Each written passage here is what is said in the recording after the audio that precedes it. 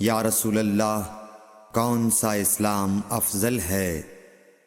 تو نبی صلی اللہ علیہ وسلم نے فرمایا، وہ جس کے ماننے والے مسلمانوں کی زبان اور ہاتھ سے سارے مسلمان سلامتی میں رہیں۔ صحیح بخاری حدیث نمبر 11۔ ایک دن ایک آدمی نے حضرت صلی اللہ علیہ وسلم سے پوچھا کہ کون سا اسلام بہتر ہے؟ فرمایا، یہ کہ تم کھانا کھلاؤ اور جس کو پہچانو اس کو بھی اور جس کو نہ پہچانو اس کو بھی، الغرض سب کو سلام کرو۔ صحیح بخاری حدیث نمبر 12۔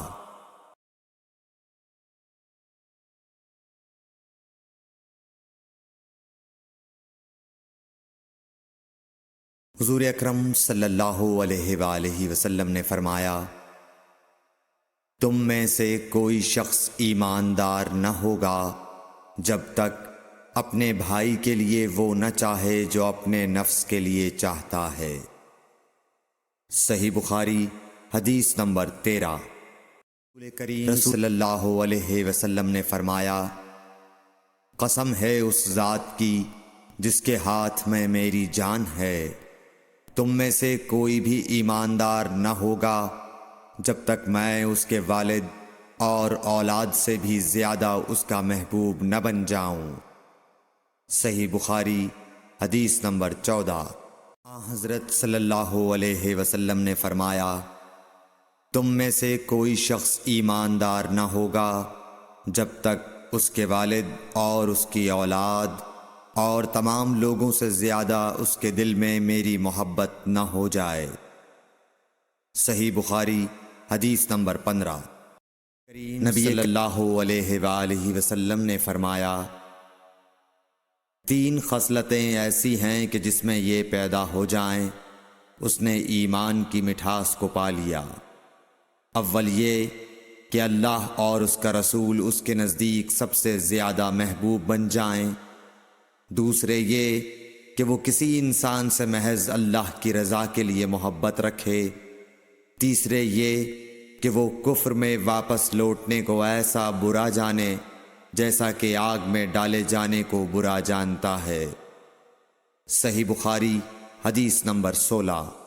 حضور اکرم صلی اللہ علیہ وآلہ وسلم نے فرمایا، انصار سے محبت رکھنا ایمان کی نشانی ہے اور انصار سے کینہ رکھنا نفاق کی نشانی ہے۔ صحیح بخاری حدیث نمبر 17۔ رسول اللہ علیہ وسلم نے اس وقت جب آپ کے گرد صحابہ کی ایک جماعت بیٹھی ہوئی تھی فرمایا کہ مجھ سے بیعت کرو اس بات پر کہ اللہ کے ساتھ کسی کو شریک نہ کرو گے، چوری نہ کرو گے، زنا نہ کرو گے، اپنی اولاد کو قتل نہ کرو گے اور ناعمدن کسی پر کوئی ناحق بہتان باندھو گے، اور کسی بھی اچھی بات میں اللہ کی نافرمانی نہ کرو گے۔ جو کوئی تم میں اس عہد کو پورا کرے گا تو اس کا ثواب اللہ کے ذمے ہے، اور جو کوئی ان بری باتوں میں سے کسی کا ارتکاب کرے اور اسے دنیا میں اسلامی قانون سزا دے دی گئی تو یہ سزا اس کے گناہوں کے لیے بدلہ ہو جائے گی، اور جو کوئی ان میں سے کسی بات میں مبتلا ہو گیا اور اللہ نے اس کے گناہ کو چھپا لیا تو پھر اس کا معاملہ اللہ کے حوالے ہے، اگر چاہے معاف کرے اور اگر چاہے سزا دے دے۔ عبادہ کہتے ہیں کہ پھر ہم سب نے ان سب باتوں پر آپ صلی اللہ علیہ وسلم سے بیعت کر لی۔ صحیح بخاری حدیث نمبر 18۔ رسول اللہ علیہ وسلم نے فرمایا، وہ وقت قریب ہے جب مسلمان کا سب سے عمدہ مال اس کی بکریاں ہوں گی، جن کے پیچھے وہ پہاڑوں کی چوٹیوں اور برساتی وادیوں میں اپنے دین کو بچانے کے لیے بھاگ جائے گا۔ صحیح بخاری حدیث نمبر 19۔ رسول اللہ صلی اللہ علیہ وسلم کسی کام کا حکم دیتے تو ایسا ہی کام ہوتا جس کے کرنے کی لوگوں میں طاقت ہوتی۔ اس پر صحابہ کرام نے عرض کیا کہ یا رسول اللہ، ہم لوگ تو آپ جیسے نہیں ہیں، آپ تو معصوم ہیں اور آپ کی اللہ پاک نے اگلی پچھلی سب لغزشیں معاف فرما دی ہیں، اس لیے ہمیں اپنے سے کچھ زیادہ عبادت کرنے کا حکم فرمائیے۔ یہ سن کر آپ ناراض ہوئے، حتیٰ کہ خفگی آپ کے چہرہ مبارک سے ظاہر ہونے لگی۔ پھر فرمایا کہ بے شک میں تم سب سے زیادہ اللہ سے ڈرتا ہوں اور تم سب سے زیادہ اسے جانتا ہوں، پس تم مجھ سے بڑھ کر عبادت نہیں کر سکتے۔ صحیح بخاری حدیث نمبر 20۔ حضور اکرم علیہ وآلہ وسلم نے ارشاد فرمایا، جس شخص میں یہ 3 باتیں ہوں گی وہ ایمان کا مزہ پالے گا۔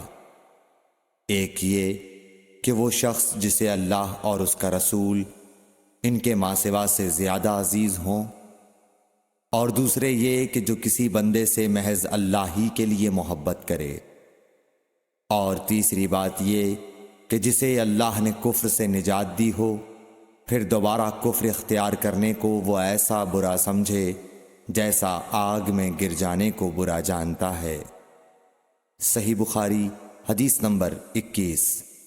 حضرت محمد مصطفیٰ صلی اللہ علیہ وآلہ وسلم نے فرمایا، جب جنتی جنت میں اور دوزخی دوزخ میں داخل ہو جائیں گے، اللہ پاک فرمائے گا جس کے دل میں رائی کے دانے کے برابر بھی ایمان ہو اس کو بھی دوزخ سے نکال لو۔ تب ایسے لوگ دوزخ سے نکال لیے جائیں گے اور وہ جل کر کوئلے کی طرح سیاہ ہو چکے ہوں گے، پھر زندگی کی نہر میں یا بارش کے پانی میں ڈالے جائیں گے۔ اس وقت وہ دانے اگائیں گے جس طرح ندی کے کنارے دانے اگاتے ہیں۔ کیا تم نے نہیں دیکھا کہ دانہ زردی مائل پیچ در پیچ نکلتا ہے؟ صحیح بخاری حدیث نمبر 22۔ حضور اکرم